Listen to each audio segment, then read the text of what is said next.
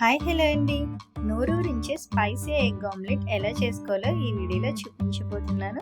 వచ్చేయండి. మరి ఇంకెందుకు ఆలస్యం, మొదటిగా 2 కోడిగుడ్లను ఒక బౌల్లోని ఒకదాని తర్వాత ఒకటిగా పగలగొట్టుకొని సపరేట్ చేసేసుకోండి.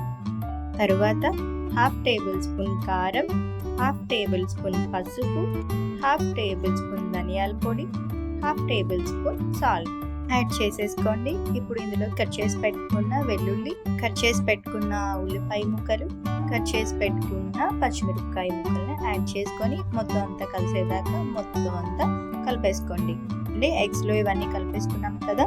ఇప్పుడు స్టవ్ మీద ఒక కడాయి పెట్టుకొని ఒక గరిటె దాకా ఆయిల్ యాడ్ చేసుకోండి. ఇప్పుడు కట్ చేసి పెట్టుకున్న వెల్లుల్లి, కట్ చేసి పెట్టుకున్న పచ్చిమిరపకాయల్ని, కట్ చేసి పెట్టుకున్న ఉల్లిపాయ ముక్కల్ని యాడ్ చేసుకొని అటు ఇటు ఒకసారి కలుపుతూ ఫ్రై అవనివ్వండి. చూడండి, ఇలా ఫ్రై అయిపోయినాక ఇందులో 1/2 టేబుల్ స్పూన్ కారం, 1/2 టేబుల్ స్పూన్ ధనియాల పొడి, 1/2 టేబుల్ స్పూన్ పసుపు, 1/2 టేబుల్ స్పూన్ సాల్ట్ని యాడ్ చేసుకొని మొత్తం అంతా కలిసేదాకా కలిపేసుకోండి.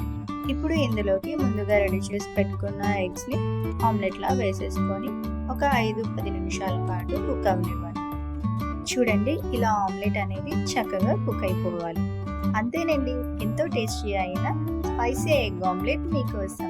మరి ఇంకెందుకు ఆలస్యం, మన వీడియో మీకు నచ్చినట్లయితే లైక్ చేసి, షేర్ చేసి, కమెంట్ చేయండి. బెల్ ఐకాన్ని క్లిక్ చేయండి.